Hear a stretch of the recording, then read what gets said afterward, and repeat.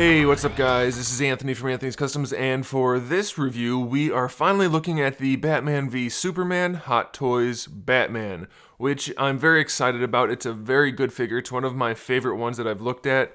It does have a few flaws, some very large, some very small, but still some flaws that we need to go over, but by and large, it's a very, very solid figure. If you saw the Nightmare Batman review, you know that that one was a really good one. And this guy shares most of the same stuff, so it's all right. It's a pretty good thing. So let's get it off the stand and take a closer look. This guy stands just about 12 and a half inches tall, which makes it just about 32 centimeters. So it's got some size to it. It's not especially large, but he's not short, so that's a good thing. And like I said, he's got a lot of the same stuff as the Nightmare Batman. He still has the squishy muscles, which you will want to keep squishing once you feel them. And he's got a really nice appeal to him.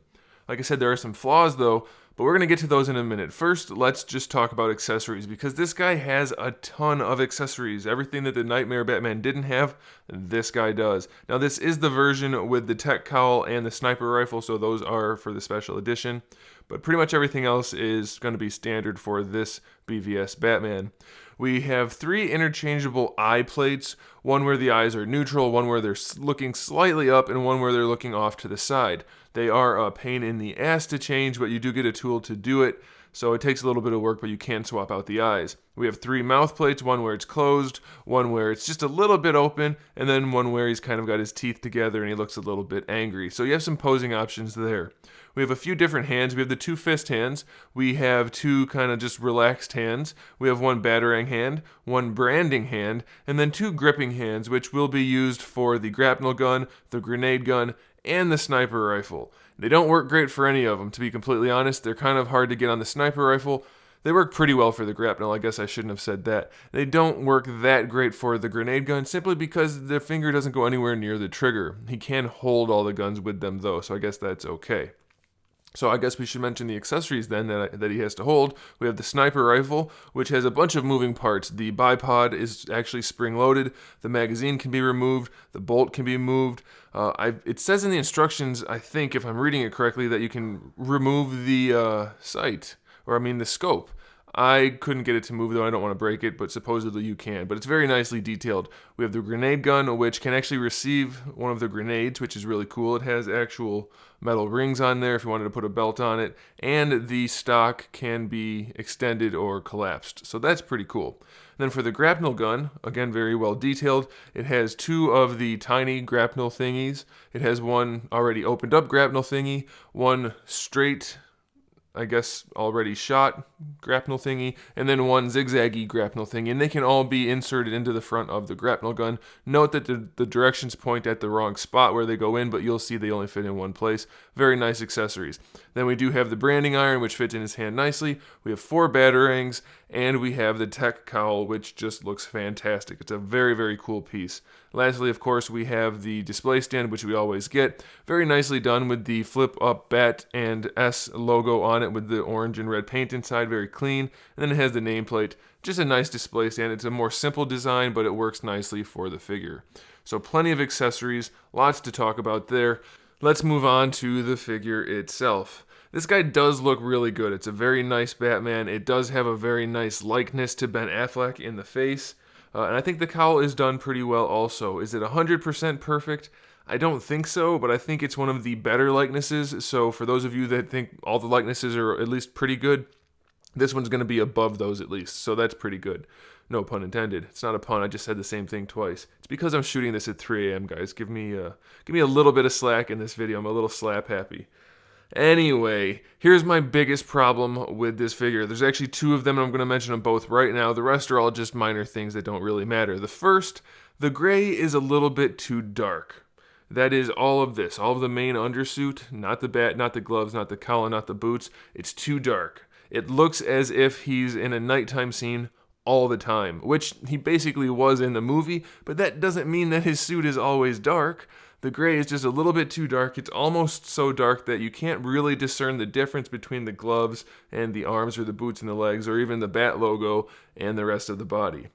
Now I know it is a different color, it's not completely black, but it does seem a bit too dark, so it's going to stand out a little bit, and even under these harsh lights, it's still fairly, it's about 3 or 4 shades too much, I think. But it's not a huge deal, I think, because he still looks cool, and it was very dark in the movie, so I guess we can let that slide if we have to.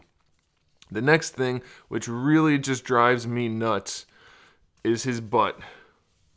Look at his butt. He's got this crazy diaper thing going on with his butt cheeks, and it's terrible. It is absolutely atrociously terrible. Now, it's a good thing he has a cape because it kind of hides it, but if you do happen to get a shot of that butt, like right now the cape's hiding it nicely, but if you have him on display and the cape is out like this, if you notice that butt at all, it's going to totally put you off on the figure because it's just, that is terrible.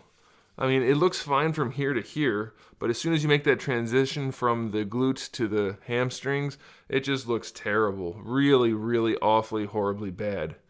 But, again, that time it was no pun intended. We can hide it with the cape, so it's not a deal breaker, but it's definitely something to be aware of. So those are the two major gripes. Tiny gripe, the faceplates are still kind of tricky to get them to stay in. They're a little iffy. The cowl is still fairly fixed so that when you pose the head, it creates a big gap in the neck. So that's obviously not ideal. And then also when you lean it down, it covers up the bat symbol. So again, not ideal. They should definitely have separated the cowl around the neck so that you could pose the neck independent of the rest of the cape. Other minor thing, I was talking to my brother about this. Apparently a lot of you Hot Toys collectors don't like having wired capes. Well, I think you definitely need it because it's not going to hang naturally anyway. The material looks really good, but there's no way it can't hang naturally, especially since it's 2-ply on the edges. Since this is doubled up here, it's not going to hang naturally anyway. You might as well have the wire going all the way through. As it is, you can't pose it. You can't pose the cape at all. You only have wire to this point. So it's not a terrible thing, but I think it would have been better if it did have the full wire. Okay, that's it. That's it for the gripes. Everything else I pretty much like a whole bunch. Let's run through the articulation. The head you already saw can move around really well. It can lean all the way back, but obviously you don't want to do that because you can see his guts inside. It can lean side to side all the way down. It looks pretty good. I like it. I think the face paint is really clean, by the way. I mentioned it in the other video, so I'm probably going to gloss over a few things that we already talked about, but it's a really nice paint job, really nice texturing, and the eyes look really good in there also. For the shoulders, I was a little bit worried about the shoulders since the Nightmare one had the somewhat skinny shoulders that were seated a little bit too low. These are a little bit bulkier and they are higher up. And they still have really good range. You can get the arms all the way out to the side. No problem at all. If you're worried about the outfit, it's not going to tear unless you really try to. It feels very much better than Superman's in that regard, though I've heard his is somewhat durable anyway. This one's not a problem. You can move the shoulder around on the body itself, and then you already saw the shoulder can go all the way out, and you can bring the shoulder forward. You just have to continuously twist the cape, not the cape, the cloth as you bring the arm around so that you don't tear it. But you can bring it up, no problem. You can see it's up there, no tearing at all. So that's good. A little bit of bunching, but that would happen with cloth anyway. So you do also have a bicep swivel right here, which again, you'll just have to move the cloth as you rotate the arm around, but it works. So you have that. You have the double jointed elbow, so you can get the arm slightly better than 90, not by a whole bunch, but it's there, and it doesn't look bad, so that's a good thing. Now on the Nightmare version, the gauntlets and hands popped off a little bit too easily. Not the case on this one. The gauntlets will rotate around, and the hands do have a ball hinge and a ball peg where they connect, but they don't pop off too easily, so that's a good thing. The torso still has the diaphragm joint up here. I don't know if it's a single or a double, but it's in there. There's technically another one down there. I'm guessing single down here, double up here. You can crunch him forward, but he doesn't really go that far, even though the abs do flex kind of naturally. It doesn't really go that far. And you can bring him back again also. Again, not that far. You can rotate it and lean it side to side, but guess what? Not that much. So it's not bad, but just like the other one, the torso is very much limited. The most range you're going to get is going to be out of the lower torso, where you can lean him back quite a good deal, lean him forward a little bit more, and then you can do a little bit more rotation and even leaning to the side from that lower torso. If you need to, for some reason, you can remove the belt. It just unsnaps right here and it comes apart. No big deal. I don't know why you would want to do that though.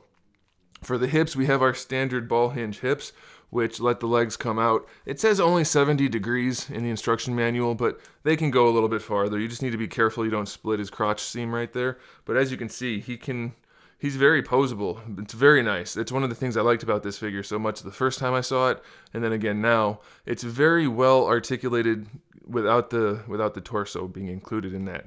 So for a Hot Toys, it's very nice, and you can bring the leg all the way up, really. I mean, it could go a little bit farther probably if I wanted to mess with it, but you can see that's already pretty far. I mean, that's really, really nice. He does have a thigh swivel underneath there. Just be cautious. Always be mindful of the cloth. If you're going to twist the leg, make sure you account for the cloth. But it is in there, so that's really nice. We have our double jointed knee. It does get a little boxy looking, but you get good range out of it, so that's okay. It goes just about 90 degrees. And if you guys remember from the Nightmare Batman, he had an issue where his calves were really too narrow for his boots, and his boots just kind of floated around there. Not the case. His legs are definitely thicker here, so that's good. The boots are a separate piece, though, so they won't get in the way. And the ankles are on a double ball peg, so you can move them around pretty nicely. He's got decent range. Not the best in the world, but probably enough to get the job done, however you're going to pose him. So ultimately, is it the best figure in the world? No. You can see even now there's some bunching issues in the crotch area, but you can finagle that and get rid of it. It's just kind of a hassle. So there are a few flaws here and there, but it's overall a really, really solid figure. And if you're a Batman fan, especially a fan of the BvS Batman suit, which pretty much everybody is, I think, at this point, the Ben Affleck Batman was really nice. This figure represents it very nicely, so I have to recommend it. I like it a whole bunch. The only real hang-ups other than the color is the butt, and then I guess the limited posability in the torso, but that's it. It's good. It is good. I like it. I love the material they use for the cape. It does hold wrinkles a little bit too easily, I think, but it still looks really nice. There is some shading on the bottom also. I don't think I mentioned that, for some dirt. But it looks good. I like it. I think you guys will like it too, so you want to check that out. There's a link in the description below so you can pick one up if you haven't yet. Thanks for watching, guys, making it through this video of me doing this with not any sleep, and I didn't sleep last night either, so I apologize if I rambled a little bit, but I think we got the job done. Hopefully it was okay, so thanks for watching, guys. Make sure you subscribe to the channel. I have new videos up every single day. We talk about movies, TV shows, video games, obviously action figures, and all kinds of other fun stuff, so come back for that. And in the meantime, keep collecting.